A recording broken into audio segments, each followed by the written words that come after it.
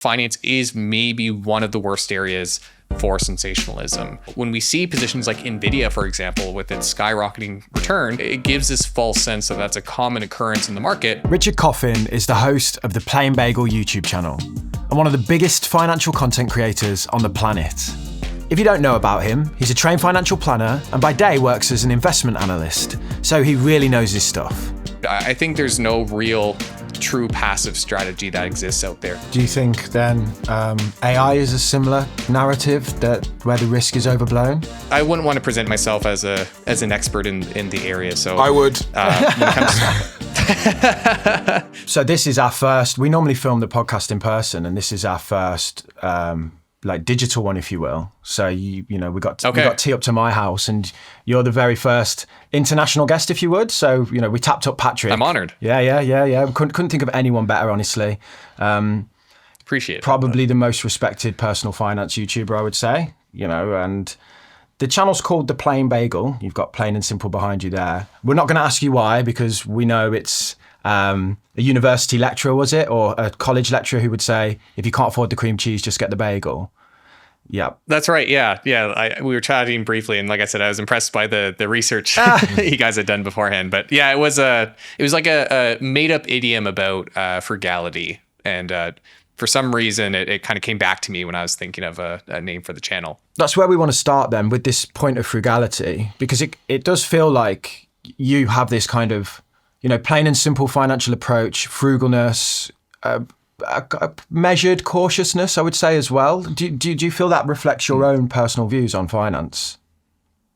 Yeah, I think so. My wife and I have always joked that I'm still learning the difference between cheap and value when it comes to like personal expenses. And so I think that sort of does in a way reflect my own views on money and things like that. And I'm very conservative with my own personal finances, which I don't get into too much on the channel. I usually stick to a lot of the conceptual finance and investing concepts and theories and higher economic stuff. But I think, the reason why I liked the channel name is it felt very true to my own approach with money and finances. Have you not been lavish at all due to your success? No, I mean, I've definitely benefited, and probably the biggest area that has benefited in my personal life from the channel has been our home in terms of renovations. So definitely there's been a benefit there where we would have expected it to take 10 years. That's been shortened, as we're very fortunate with the channel and the success there. But outside that, no, I haven't, at the end of the day, my social circle is very typical 9-to-5 full-time salary jobs. And we kind of spend within the same as that group, which, it feels weird to call myself an influencer because it kind of comes with that sort of aesthetic you would expect. And that's really, I don't often get out of the house. Like I film a lot of my videos in here, and I think it reflects that this is kind of my domain. I think I don't often leave the house. I think it's why you're so successful. I think it's relatable and it's quite trustworthy as well. I think, you come across as a person who is everything that your channel, puts out in that way. You don't sensation, apart from when you do your April Fool's stuff and you're like stood there by a Lamborghini or whatever. Then you play that character. Sure. Have you ever made any mistakes, or like financially? Would you say? Oh, for sure. Off the top of my head, I don't know if maybe I'm repressing them, but there's nothing that stands out as significant mistakes. But investing, like I have a pretty diversified portfolio in the sense that, there's a good number of securities and there are positions in there that have not done well. But so if you want to encompass that group, I think every investor has mistakes like that. But in terms of personal spending and things like that, there's nothing that stands out as a big whoopsie, I guess. I think the concept and like the message of frugality is quite a good one and quite a rare one, because I don't know, your whole like, if you can't afford the cream cheese bagel, get a plain one. I think me and a lot of people would be like, I'll get the cream cheese bagel anyway and I'll worry about it later. So it's a refreshing look on the finance world, I think. I appreciate that. Yeah, I think, like even the message of the plain bagel, like I don't think I'd go and scorn someone for getting cream cheese on their plain bagel if they have student debt or something like that. But it is sort of a message of at a high level, there might be those small purchases that, yes, they can add up, but I always like to focus on the higher level things of career, saving strategies, investing strategies. And so long as you're progressing in the right way, I think there's always room for slip ups. And even in my job as a financial planner, as a portfolio manager where I help with financial planning at times, there's a lot of people you come across who still have spending issues, and even though they've been successful financially. And it's just about making sure you have enough of a margin to work within that those errors don't meaningfully disrupt your financial future. You must be, you're risk on in terms of your portfolio though, aren't you? We don't want to paint you as some kind of like you just eat dry bread all the time. You clearly have an appetite for risk within your investing portfolio. You mentioned there's positions, so that would lead me to believe that you buy individual companies. Is that right? Yeah. So I've definitely, and on the channel, I've always been a little, agnostic almost with the type of investing strategy I talk about. And passive investing is a very popular approach, and I think it works for a lot of people. And index investing is really beneficial, especially for people who are starting off. But yes, I invest in individual stocks. I used to invest in ETFs primarily, and the stocks I invest in, it's in part because of the job I work, where I do research on individual companies, and through my company, we advise on building portfolios of individual stocks. At times that includes other funds as well, but that's kind of our bread and butter is the basket of individual stocks. And so my own portfolio reflects that same strategy. Do you think it's possible to beat the market then? Yeah, tough question. It's funny because that often comes up when talking on the channel, and especially because I highlight a lot of stats. And if you look at the data and the stats, there's not a lot in favor of that approach. I think, is it possible for someone to do better than the market? Sure, of course it is, because you're going to have some people above the curve, some people below the curve. Is it easy to do that? Absolutely not. It's very difficult. Do I think it's worth pursuing that strategy? It really depends on what your interests are in. And, for my own company, like we've had years where we beat the market, we've had years where we don't beat the market. And it's, I don't claim to be the best portfolio manager or stock picker out there, which is why I try to be very agnostic with those things. But I think the whether someone should say take that strategy of picking individual stocks really comes down to your views on risks and your interest in research and things like that. I think if you have interest in research and you want to be more particular with the risk you take on and things like that, I think there's a lot of room to explore picking individual stocks.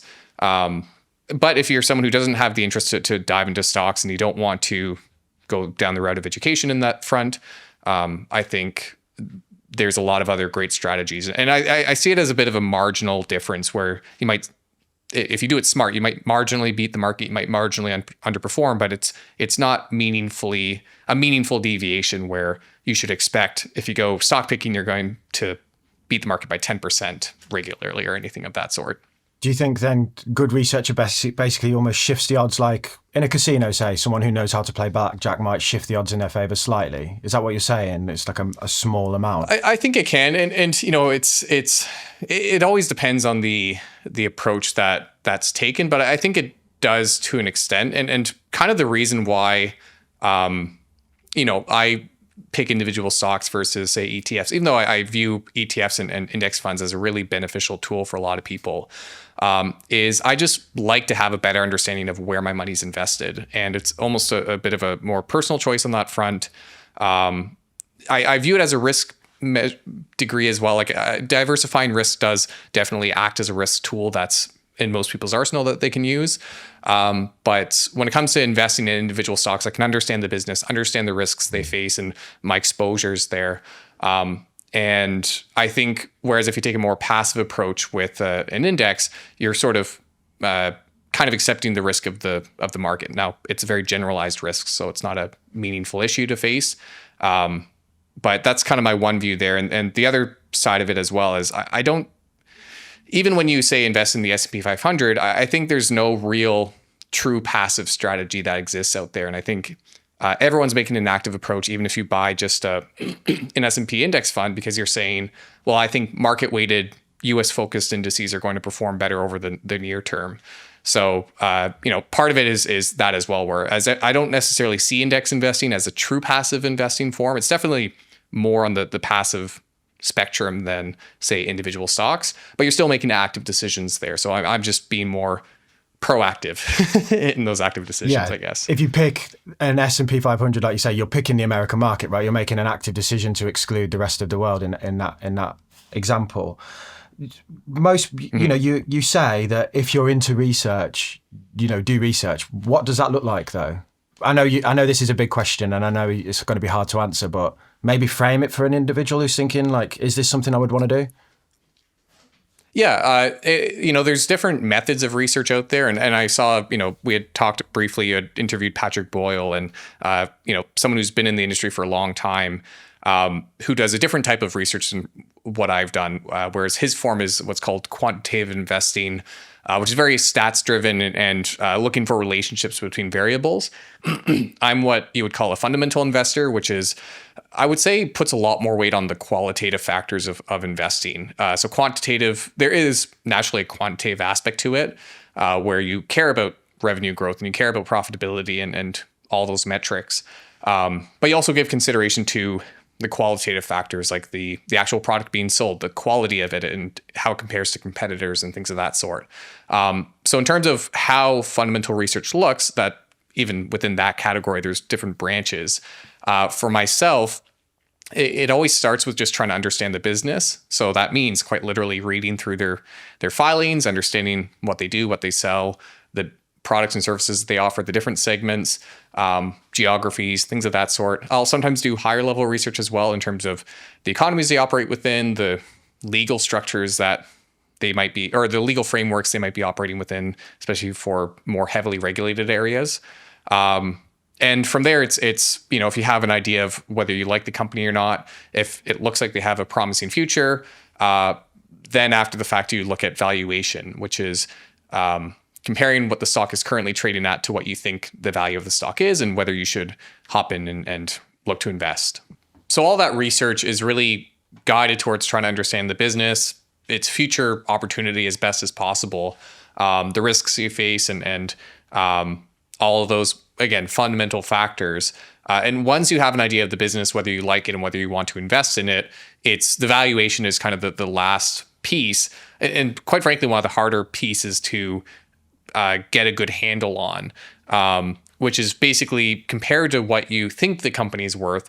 Do you think the stock price is a good deal for what you're buying?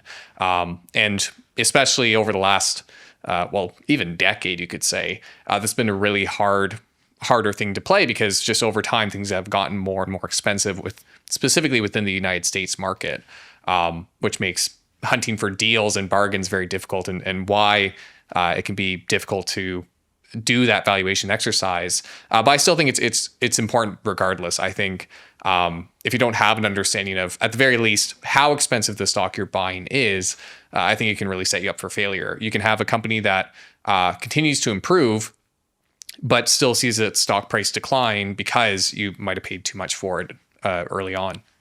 And how long does it take you to do that research for a company, would you say?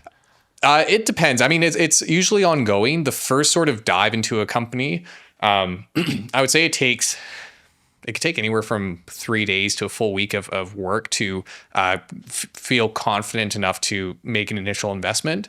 From there, you're always checking back in and keeping a pulse on things. Over time, it becomes more and more of a maintenance exercise than it is like diving into new research and things like that.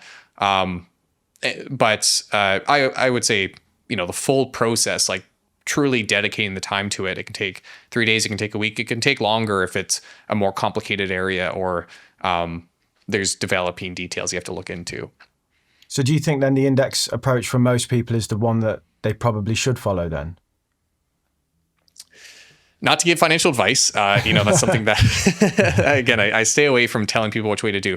The way I frame it, the way I often present it on my channel is, again, it comes down to recognizing your own strengths and your own limitations. If you believe that well, if the first thing is whether you care to do the research or not. If you don't have any interest in researching stocks, I don't think you're going to enjoy the process of doing so. And I think indexing is fine. Or alternatively, even just looking to invest through an advisor or something of that sort. But I think if you want to take a DIY approach, but just don't want to do all the research, I think index funds fill that gap quite nicely. So the first thing is whether you have an interest. The second thing is whether you have an education to do so. And I think that's not to say you have to go to university for finance, but I do think things like understanding how to read accounting statements, how to interpret or how to read through filings and understanding those things. I think if you don't have those skills, you really are going into a lot of it blind. And I think that's kind of one place that a lot of people who start stock picking, they kind of skip over understanding accounting and things like that. And not say, for example, knowing the difference between net income and cash flow, which I think there can be real deviations between those things. So I think that's a second important thing to have is the education to do so. And the third thing is the time, I guess, to spend that time researching. I think because I think it's fair to say the majority of people don't have those three things. I think it's worth looking elsewhere. But if you do have those three things and you want to develop the skill over time, I say go for it and just take especially if you want to take time to build experience, just take a risk conscious approach where, say, if you're just starting off, you can take a small basket or a portion of your money and practice and build your skill that way, while keeping the other majority of your funds managed in a more professional manner to make sure that you aren't gambling your portfolio to learn about portfolio management. So so masterfully put as well, without giving advice. Well done. You always have to be careful. Yeah, you do. You skirt that line very well. When do you think then someone should come and employ the services of someone like yourself then, versus just whacking everything in an index? Where are you useful? So usually for my own job specifically, there's actually a minimum capital investment requirement.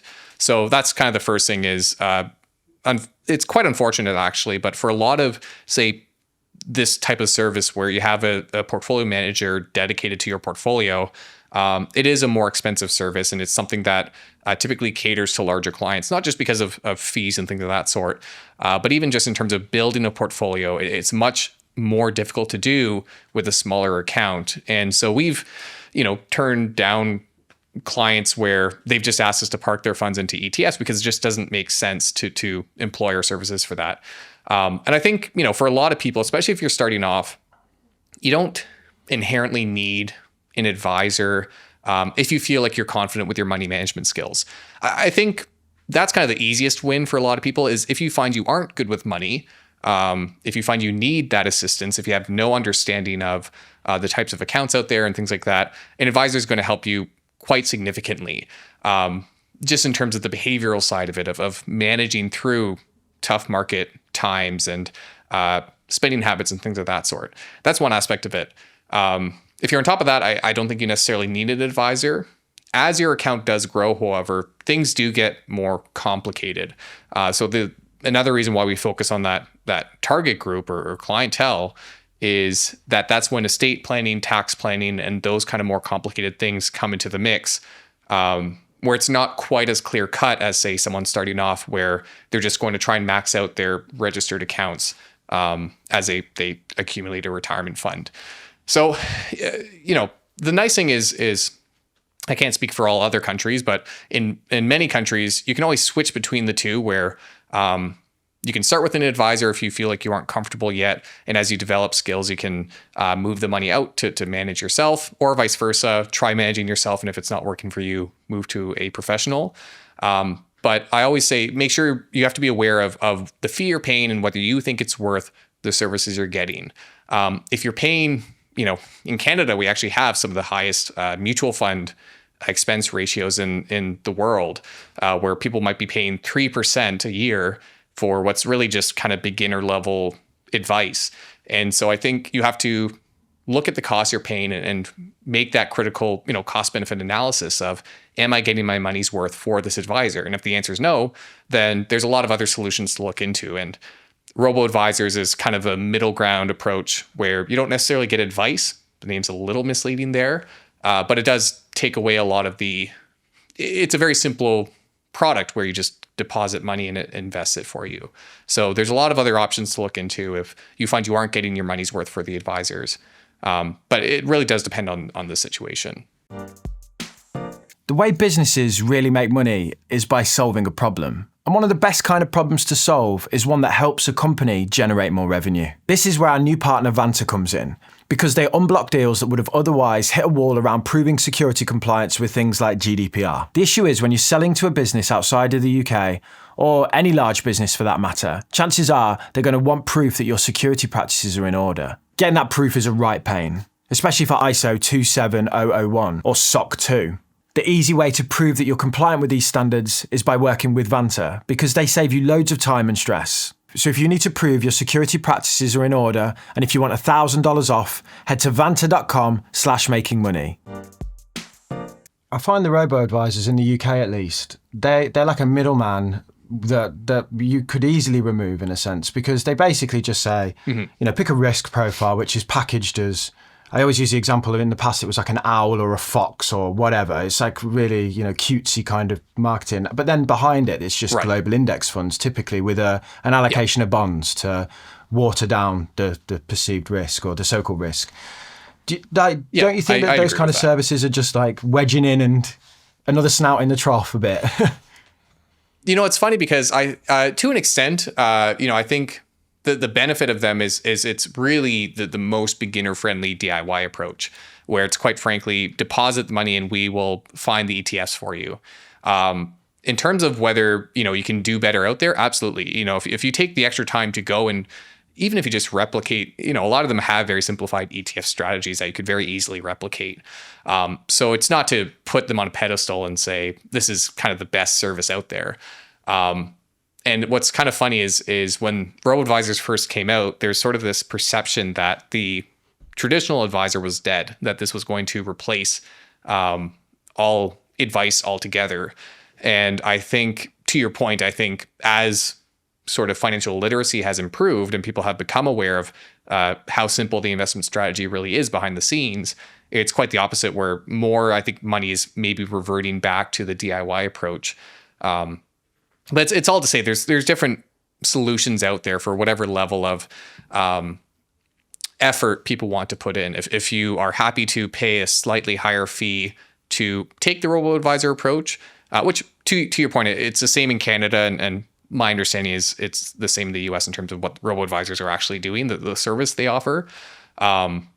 If that appeals to you, you pay a slightly higher fee to take that service, then that's the approach there. If you want to save the money on the fees, put in a little bit of extra work, then you'll be able to save a bit more money and get a better return. Whatever gets you in the game, basically, it's that's kind of it. That's really kind of the gist of it is the objective is to get invested, and to do so responsibly, which is why I never really promote full on stock selection, because I think a lot of individuals to do that, there's kind of this big road they have to take to get to a point where they can do so responsibly. So I think the goal is to get invested responsibly, and there are many different routes to do that.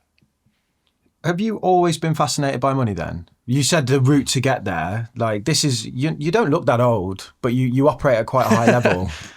Have you, is this? Yeah, I'm 30, so definitely not the oldest out there. That's right, yeah. You're the youngest in this room. in this call. This guy's a granddad. Behave! I'm like a year older than you. Yes, yeah. And I look younger anyway, I've got better hair. You do. Look smaller though. Looking tiny in the frame here. He's been eating all these protein bagels and protein shakes. Speaking of which, protein bagels, there was a time where you're looking pretty big nowadays. Do you lift? A little bit, yeah. Yeah, look at that bicep. A little bit. I'm familiar with the gym. There's definitely shift.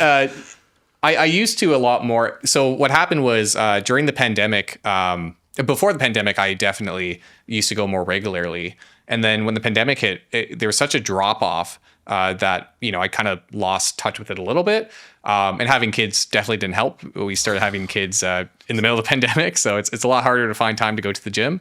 No, it's something I'm slowly getting back into. Not quite at the prime I used to do it, but yeah, occasionally I do it. Try to get to the gym and get back to things. Do you see a lot of similarities between the habits that it takes to be good in the gym and the habits it takes to be a good investor? Oh, I don't know if I can speak to that. I feel like I'm maybe putting myself out there as a bit more experienced in the gym than I am. But sure, I mean, like in terms of slow and steady, I think so. And what I will say is I think habits kind of the everyone's best tool in both arenas where, and I found this even with studying for exams and things of that sort, where inspiration's really great for kind of in the moment activity and pushing yourself to do something, but it's not really sustainable. And I think the best way to do something consistently, to do it well, is through habit, where you do it enough that it becomes part of your routine, and becomes less of it gets to a point where it requires less effort to do so. I think that applies with money management. I think it applies with learning about investing and things like that, where if you get into the habit of, say, doing something on the daily or the weekly, where it's just part of your routine, you can cover a lot of ground in whatever arena it be. I guess that's one benefit of a professional manager is they enforce that habit, right? You just kind of hand the money over and then they do that day to day, whereas you might not if you're a professional, especially a high net worth individual who's probably got a lot on their plate already. Yeah, and that's kind of the biggest thing with higher net worth individuals as well is some of the time, like at times you're dealing with executives and doctors, especially family doctors in Canada, have ridiculous schedules. And, at the end of the day, they just have their time just isn't worth it, quite frankly, in terms of the amount of money they can make by just focusing on their careers. And there's always a passive approach. So mind you, it's not to say that they couldn't save fees by taking a different approach, but to them, it's they want someone to keep an eye on their portfolio, to keep them updated on things while handing off the process and making sure things are being done well. There'll be some doctors in the UK listening to this thinking they need to move to Canada because the NHS probably doesn't pay well enough to be a high net worth individual. That's for sure. Well, it depends what kind of doctor you are in Canada. So, we have our public healthcare service, and there's been a lot of concern recently, actually, about doctors leaving Canada for similar issues, where, especially with the US right across the border, where doctors are paid substantially more for basically the same work. As I'm sure you're fully aware by now, I've been using manual services for over a year to improve what's been going on with my hair. So if you look back to when I first started the podcast, you could see my hair on the sides was thinning considerably. I don't think there's anything wrong with going bald. I just haven't got the head shape for it, if I'm being honest. So, I wanted to hold on to my hair. And before I jumped to Turkey to get a hair transplant, I thought I'd try out manual. And I was really happy with the service overall. So then I approached them and asked them if they wanted to sponsor the podcast and my main channel. And here we are. The service couldn't be simpler to use. You just go onto their website, fill out a quick questionnaire, and they will send you clinically proven treatments in the post. No need to leave your house or for an appointment or anything like that. Treatments include things like minoxidil, which has loads of academic research discussing its benefits for preventing hair loss. If you want to try out manual, then use the link in the description, and at checkout use code MM55 for 55% off your first order. You mentioned the US is just across the border. You're obviously Canadian, but most of your content, and I imagine your research, focuses on America. I want to pick your brains on America a little bit, if that's okay. As someone who lives in the UK, sure. I think the UK's got a lot of issues, but it's got a lot going for it as well. And often the narrative is like, the world revolves around America, and America is all you need. Do you believe in like American exceptionalism? Do you think it's the only market that really matters and will always only matter long term? That's a tough question. I definitely don't think it's the only market that matters. I definitely think they're going to maintain dominance for quite some time. I think, when you just look at their stock market alone represents over half of the global stock market. So you have to pay it, regardless of where you live. If you're an investor, you have to pay attention to the US stock market. That being said, that comes with its own drawbacks that are worth being aware of. And one of those drawbacks being valuation, for example. It's very hard to find a good stock deal in the US stock market, whereas you can find cheaper positions that, maybe their valuation doesn't see any expansion in the near term, but maybe they pay a better dividend or return more capital to their investors and earn you a return that way. And I'm not one for, no one knows what's going to happen in 10 years if the US is still going to be dominant. But they have a pretty cemented position for the near term. Just when you look at the dominance of the dollar, when you look at the just insurmountable amount of US debt that needs to be paid off over time from different countries. There's so much in circulation that revolves around the US dollar, the US and by extension the US dollar, for example, that while things might move in inches, it's going to take a long time before we see. I think there's often predictions of a flip and something that's going to happen and the empire is going to fall in 2 years or something along those lines. And I'm more of a skeptic of those kind of narratives. I think you need to pay attention to it. I think, things might change. We might see a changing of the guard eventually, but it's questionable whether it will be within our lifetime. Do you not believe that some Saudi prince has just signed a contract to eliminate the petrodollar or whatever the conspiracy is that emerged? I think you debunked it quite but this is the narrative that circulates a lot.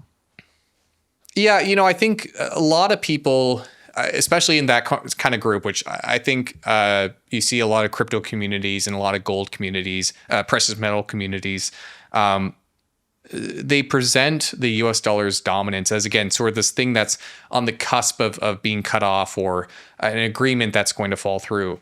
I think what's not often well represented is that the US dollar is still a currency of choice for many countries. It's not something that's being, you could argue it's been forced by market factors onto people.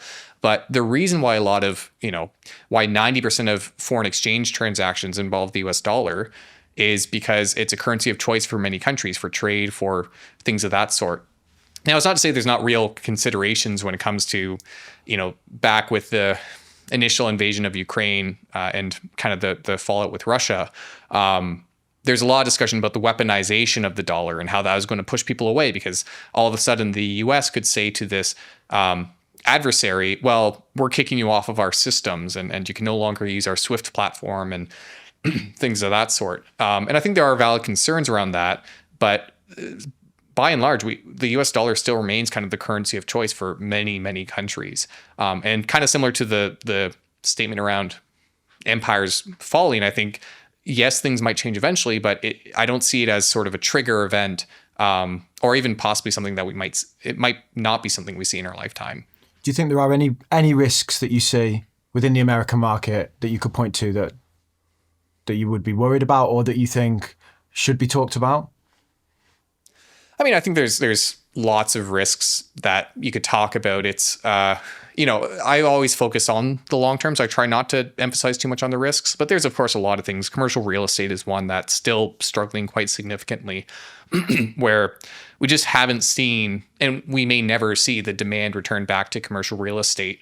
And we have a lot of institutions who have lent money to sell these properties or to help people buy these properties, who are now stuck with failing loans. I think that's one area for concern and to keep an eye on. But I do often try to avoid, there's no predicting whether that leads to, say, a massive one-day sell-off, or if it's more of a slow bleed, or if it's something that resolves itself. So it's worth considering those risks and being aware of them. But I don't lose any sleep over it, is how I would frame it. I think I read like Russia and China were talking about not using the dollar to trade anymore because of like wars. So do you not think it's an actual risk? I think there's risk of the dollar devaluing or inflating. It's the question is whether there's something that will flip the demand from the dollar to something else. And I think a lot of people as well, they sort of associate any sort of decrease in the US dollar's global use as something that's going to lead to the toppling of the dollar as a whole. There's often this idea that if other countries stop using the US dollar, we're going to see inflation skyrocket. And the thing is it seems like a very simple concept, but there's a lot of complexities hidden in there that don't make it such a simple relationship. The US, for example, takes on a lot of there are a lot of burdens that come with being the world reserve currency. And that doesn't mean they haven't benefited from that position when it comes to trade negotiation and things of that sort. But I think, it's an area, and quite frankly, it's not an area that I would consider. I'm not a geopolitical expert. So if you were to say, do you think China and Russia are going to overtake the US? I don't know. It could. Who knows? It's more so about the timing and how likely it is to occur within an instant. And I think those risks do often get overrepresented, whereas you don't often, you hear a lot of noise about this concern, this risk, and it seems time and time again, we don't really see the follow through of actual consequences to what's being talked about. Do you think then AI is a similar narrative that where the risk is overblown? Again, it's. I wouldn't want to present myself as an expert in the area. So I would. When it comes to You know nothing about it as well, and pretend he's an expert. No, I mean crypto and AI, they go hand in hand. Yeah, they're basically the same thing. Right? Yeah, they're basically the same. Yeah, crypto and a bit of AI. Right. All right, well then, you want some stats? Go on. Bank of America, they did a poll. They said 40% of fund managers believe that AI was a bubble. And that it would, like AI stocks were a bubble currently. So they're thinking it might not go through. However, lots of people do think that the AI might be a bubble, but the technology underneath it will continue to evolve and be there in the future. So although some of these companies may not be here in 10 years, so you should be cautious if you're picking AI stocks. But the technology, everyone loves AI. The technology is really good, and that's what's going to grow over in the future. Maybe like a dot-com bubble kind of vibe. Yeah, where that's what. Dot-com bubble. A bit like crypto. I think that's a really good comparison. Mm-hmm. Yeah, because I think with the dot-com bubble, and it's something there's another guy, Ben Felix, who is another Canadian Dividends portfolio manager / YouTuber. And he's kind of talked about before how a lot of research highlights that technological revolutions are not really great for stock market returns. And it's because of the attrition of going through startups and the number of companies that fail in the process of developing this technology. And you look at the dot-com bubble, I mean, we had the globe.com was the first or one of the first social media sites, and it's something that does not exist anymore. Just the amount of attrition, and there are hundreds of startups and companies that many people thought were the future of these industries and that don't exist today. Amazon and Google, people often highlight them, but they really are rarities in the space of companies that survived and flourished after the dot-com bubble. Nonetheless, if you were to base the success on the technology off of the stock market, you would assume the internet died. And yet here we are today, we're conferencing over the internet. So I think that's a fair statement that the underlying technology can have very real implications and will matter and will have, I think it's clear to see that with AI capabilities, they're getting tremendously better by the day. But in terms of whether that's going to lead to a meaningful stock market return, it's hard to say. Do you know Amara's law? I think it's, we tend to overestimate the impact of tech in the short term and underestimate it in the long run. I believe I've heard that. Yeah, I wouldn't have been able to say the name for it. I read it yesterday, but so yeah, it's my only one. I whip it out of the pocket, and I was like, no. But I think great. a good example of that is say the iPhone, right? In terms of that is probably the biggest tech shift in our lives. That's the thing that if we go back 20 years ago, I'd say that's the one, right? That's entered our lives, and I don't think anyone really saw it come in. And it's people might have thought all these other things, flying cars, say. Whereas it can kind of creep into your life and embed itself over a long period of time rather than we flick a switch and everything changes. And I think that's what the difficulty of stock market investing can really be is trying to predict. It's not just trying to understand the company. It's you have to keep in mind there's so many unpredictable factors that are likewise influencing the stocks you're investing in. So you can do all the research in the world to understand a company that you want to invest in. And regardless, something external or a consumer shift in sentiment or changes in consumer tastes will revolutionize how this company performs or how it does. You have to, in investing, I think that's why it's important to diversify. I know there's a debate in the active community about over diversification versus concentration. But I think one of the reasons you diversify is you have to acknowledge there's known unknowns, and then there's unknown unknowns, meaning that there are risks that you aren't even aware of that can devastate your portfolio. And to the upside, as well, where who knew that Apple, one of their biggest products today would be the iPhone. At the time, I think people made fun of the product and compared it to Nokia, which was much more cheaper and things like that. So, I think you have to have those considerations when you take the route of investing, to really acknowledge the limitations we have in forecasting these kind of things. Do you see things come along though and you think, oh crap, I'm going to need to consider this across my portfolio? Does something like AI pose like a big moment to you at all, or is it? I mean, so quite frankly, we don't often and this comes down to our type of approach.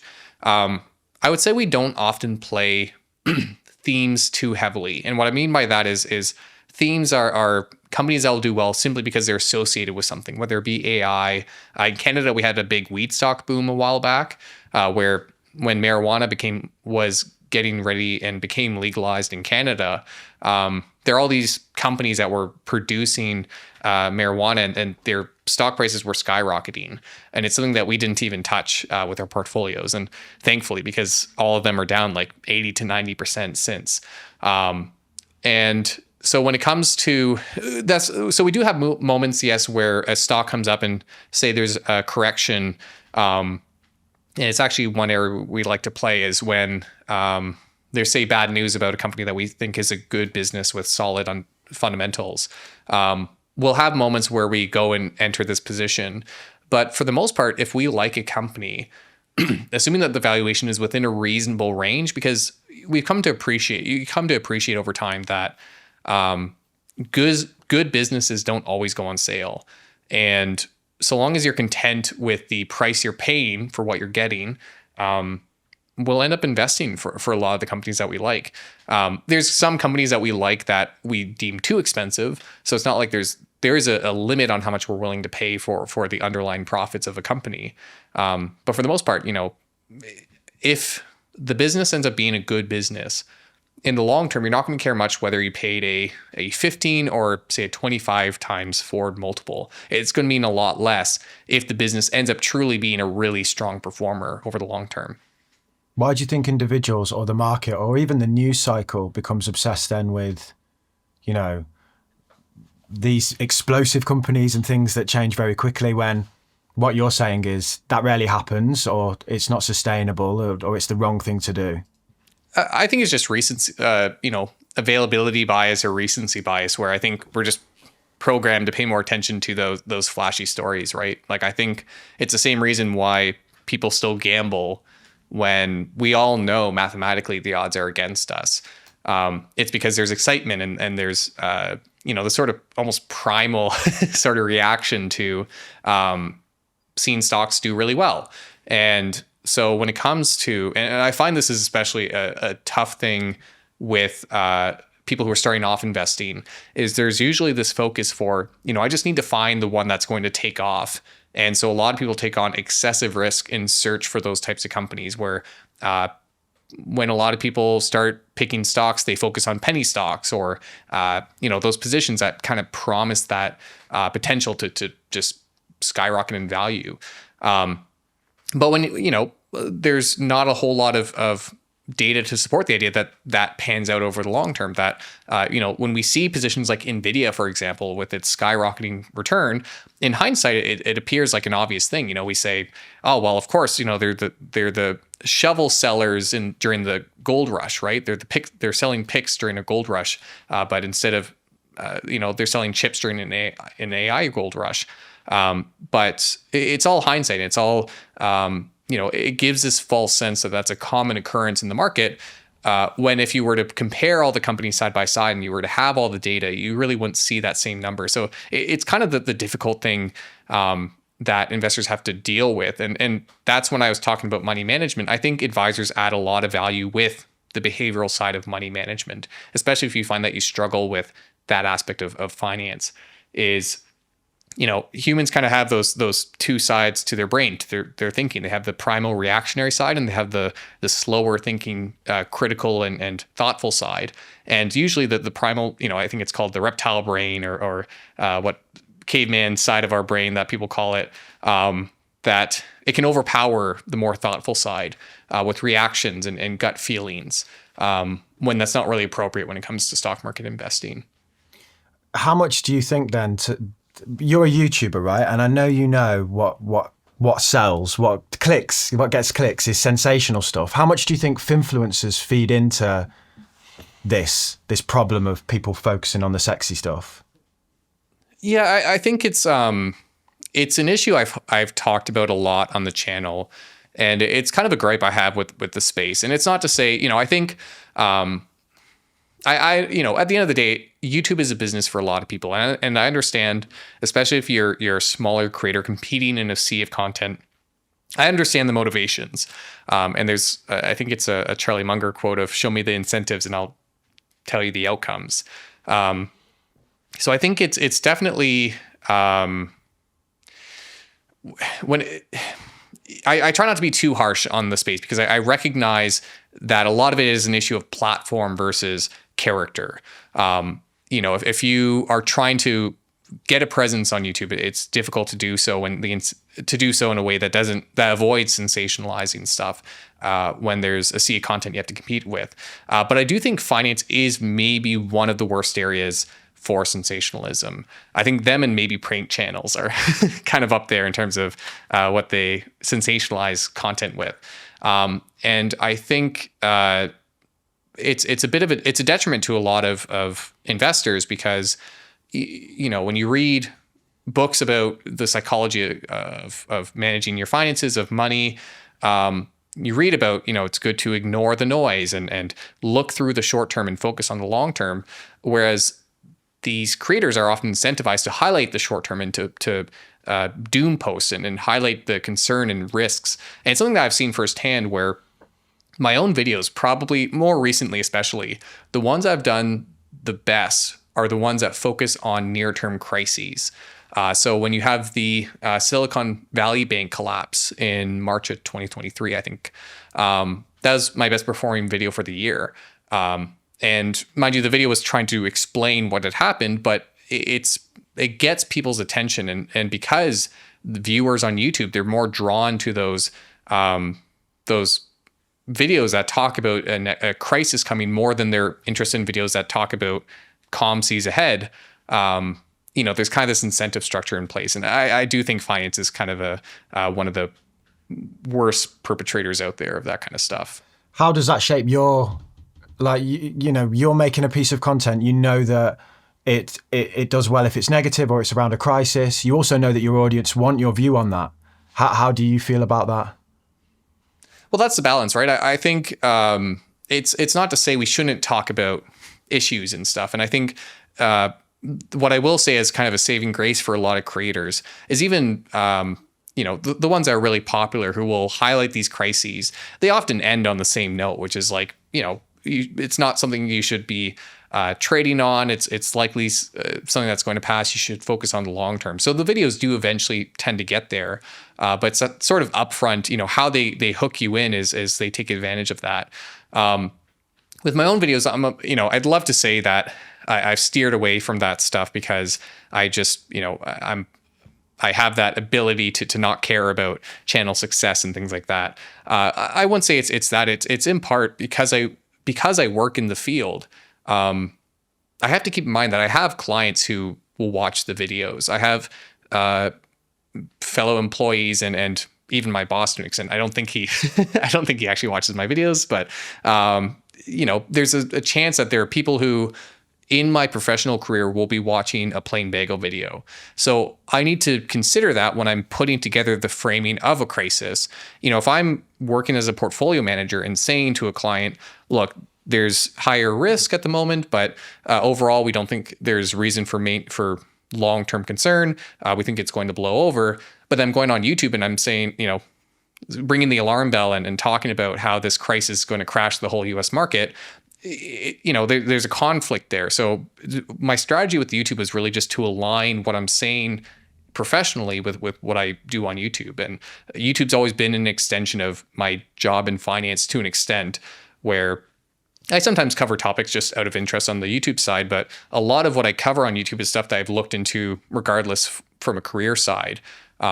So because of that, I have benefited in that way in terms of reining in the sensationalism and stuff. Not everyone's as morally sound or has the professional world like holding them accountable. And your series where you look through TikToks is probably the best example of some of the more extreme opinions that are out there, right? Sure. And yeah. Do you think overall that financial influencers are a net positive, or do you think that the world would be a better place without them? We lose a plain bagel, but we get rid of, all the shite.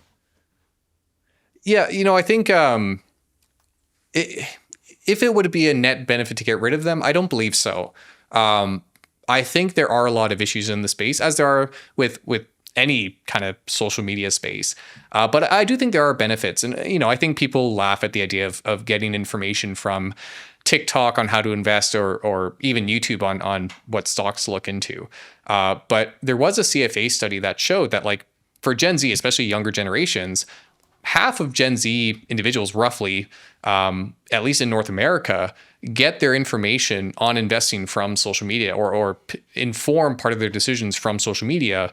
And I think it was around a third of Gen Z investors started investing because of social media. So to me, that stands out as a clear benefit. And really the only reason why there's demand, I would say, for this type of content and finance on social media is because there have been failings on the other side in traditional finance. And I think that's kind of the nuanced perspective on it. Is there are issues in social media finance, but there are also a lot of issues with traditional finance. And so the benefits do sort of complement the failings of the other side in a way, where I think, say we don't have social media, I think you have less information that's freely available. You have more stuff that, call it pay gated in a way, where you only learn about ETFs and things like that by paying a professional versus being able to research that kind of stuff and learn more about it. And it's an accessibility thing as well, right? If you could only get financial advice or information through a professional, well, all of a sudden, a lot of people just can't afford that and will no longer have access to that. So there's a lot of room for improvement on the social media side. And I think, especially when it comes to like crypto scams and stuff, it's pretty blatant at times how bad it can get. And I think that unfortunately paints the whole area with a broad brush and makes everyone else look pretty bad.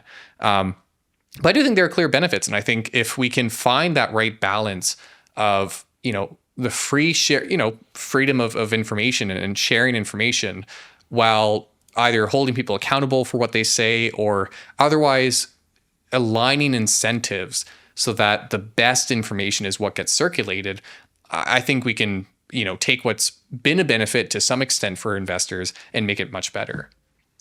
My partner, I asked her, like, what's the hardest part about getting started in investing? She's only done property before, not like the stock market. And she said, like, the knowledge, not having the knowledge, and then fear of losing money. But then my other friend who invests and watch all these finance YouTubers, he's like, the hardest part is, like he said, not jumping on the hype train, but knowing which of these jokers to trust. He didn't use the word jokers, but I'm trying to not swear on the podcast. So he said, I don't know which of these YouTube jokers to trust. How can you tell what's a good finfluencer and a bad finfluencer? Are there any like tips you would recommend? Yeah, I think there's a few things you can look at. One is considering the incentives. So, are they trying to sell something that is shady when they're giving you information? Are they saying stuff that is going to get them a lot of views versus necessarily being good information? So considering incentives is one, and how the person gets paid for the information they give you. Considering someone's experience and education in the space and whether you can verify that education and experience. It's funny how many TikTokers you come across who will say, as an ex-hedge fund manager, and they look like they're 20 like 20 years old. And it's like, okay, well, I don't know how verifiable that is, but is it easy to verify that information? And the third thing is, and actually, I think I'm borrowing this from the CFA study that I talked about earlier, because they highlight some recommendations for the space.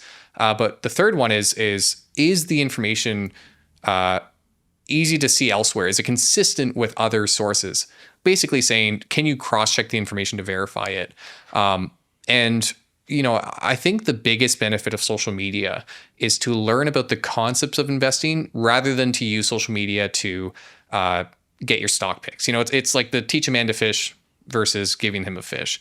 And I think there are a lot of issues with kind of just getting stock picks from social media. But if you're someone who wants to invest in individual stocks, there's a common saying of do your own research. And I take that quite literally. I think you should not invest in individual stocks that you're pulling from recommendations of whether it be a finfluencer or even someone on CNBC who's talking about the next big AI stock or whatever. I think you see the same issues with stock picks in newer methods of media versus older channels. So I think what's more important is focusing on people who teach the concepts rather than the stock picks. I think there's room to talk about stock research and stuff. And I even highlight to a lot of people, I talk to a lot of students in finance, and I say, like, if you're comfortable doing so, I say post your amateur research online and get feedback on it. So long as you highlight that's amateur research. So I think there's a benefit to sharing information and getting feedback and using social media to do research in some avenues. But when you find someone who's saying that this position's giving these promises of a position that's going to 10x or has the potential to 10x and kind of, giving essentially what's a get rich quick scheme, but stock version. I think that's a red flag that you should be looking elsewhere. It's a nice thought that the cream will rise to the top, that people will ignore the sensationalism and they'll cut through things. But you talk about incentives. We know the incentives are so high for people who scam people. Do you think the regulators need to step in? Do you think there's a world where it can be regulated or should be regulated in any way? It's tough because I think there's room for regulation. I think it has to be done properly, and I wouldn't say I'm the expert to to consult on that. I think there's room for some regulation in terms of marketing. When it comes to, and I think we've seen a bit of a crackdown in some areas. I know there have been some courses that have been charged, at least in the United States, for overpromising and things like that. But I think there needs to be, again, an alignment of incentives where, or some form of putting accountability on people for the things they claim online, where if someone claims that their course is going to make you rich or something like that, that there's a tangible form of accountability for that. Because I think the issue is that a lot of people use sort of general terms to kind of beat around the bush and dodge whatever laws do exist. And I think the laws we currently have also give a lot of exemptions based on historical cases that aren't really applicable to today. So in the United States, for example, the whole financial advice regulation, you see a lot of people, they'll post, here are my top 10 stocks to pick, # not financial advice. What's funny in the United States is that the law, seemingly the precedent that's ruling over whether people, like that allows people to effectively post online and share any sort of financial advice they want, is an old case that revolved around a newsletter that someone was disseminating. And basically they argued that a newsletter is not a form of financial advice because it's too general. It's not considering an individual. It's not going up to John and saying, John, I think you should buy this stock. You're sending out a general recommendation. But that set the precedent where you might not be able to tell one person to buy a stock, but technically telling a whole crowd of people to buy a stock is not considered financial advice in the United States. So I think there needs to be sort of a fine tuning of laws to consider those gaps that have existed based on old precedent. But it's tough to say what the right approach is, right? And I think it has to be a gradual movement towards figuring out what the right balance there is. Because I think if you go too far, you crack down a bit too intensely. And I was speaking to, there's a channel, New Money in Australia. And Australia has been an area where there's been more of a crackdown in terms of requiring finfluencers to actually get a degree of registration before they post any sort of finance content online. So I don't know if that's the right approach, but I think it's an area that shows kind of the dichotomy of less regulation, like you see in the United States, for example, versus a more intense regulatory framework, and then comparing, well, how does that affect the areas that we're observing? Yeah, and it's also how do you said that the traditional world has issues because it's regulated and that creates incentives and needs to have clients with certain levels of capital. And then on the other hand, you've got someone like Kramer or some, like you've got CNBC say where people are literally talking about individual companies all the time. So I don't think it's just an influencer or finfluencer in the sense of, YouTubers and TikTokers. It's a whole financial media question, I would say, broadly. Yeah, I agree with that. I think, the exact same laws we look to apply to finfluencers need to apply to the oldest finfluencers we have, which are the the CNBC talking heads and things of that sort. And, especially when it comes to that, like you have issues with conflicts of interest and things like that. So I think part of it is cracking down on disclosures and enforcing disclosures as well, where if you have a position, like if you're going to talk about finances, there's more clear disclosure about where your interests are. And if there's regulation around, if you're a part owner in a business, you should disclose that if you're giving stock picks about that position. It's definitely something that needs to be applied on all fronts fairly. I think, or if you're taking like a backhandle, you're like, buy this stock or buy this crypto and they're giving you that crypto, you should have to declare it. I've seen that, right? I see it all the time. On YouTubers, they talk about, they're like, it's sponsored by this oil company and then there's an SEC declaration that they've got paid 10 grand to mention it. I'm like, this is super odd. They're like literally talking about a random oil miner or oil discovery business and then declaring how much they got paid. So it does exist. It's, what's interesting is in Canada too, the few times I've seen a YouTube video sponsored by a publicly traded stock, meaning that they're quite literally saying this video is brought to you by ticker whatever, like here's why you should invest, have been for oil, gas, and mining companies. Yeah. And it's very bizarre. It's always the exploration stuff as well, which is kind of like flip of a coin, right? They've got some good leads. Well, yeah, that's it. It's a high risk industry, very capital intensive and high risk, which to me, it's whether you would call it fraudulent is questionable, but it's definitely very sketchy in the sense of, it's similar to cryptocurrency marketing where it's like, well, we have the potential to do really well, and here's why you should invest. But they don't often have a solid business, which is probably why they're advertising on YouTube. A pump and dump in every sense of the word, but they might not actually find oil. Yeah. Like they just try and boost the price. Like, oh, we didn't find any. Look, I'm fully aware that first of all, you're on your lunch break and that Tamain has a train to catch. So I don't want to keep you much longer. But I just wanted to say thank you so much for your time and for being the voice that you are within finance, because I think, you are the example. You set the example and have raised the bar across the board. There was an old guard that I think you've replaced. And like I said, you've raised the standard in terms of quality and information and just being balanced, which is lovely. I appreciate that, and thank you. It was a fun conversation, and thanks for having me on. If you're looking to get started with your own personal finances, we put together a 2-pager that can help people. So it just covers 80% of everything you need to know about your personal finances on 2 pages. You can get it by using the link in the description. Have you had a look at it? 2 pages, just how I like it. Short and concise.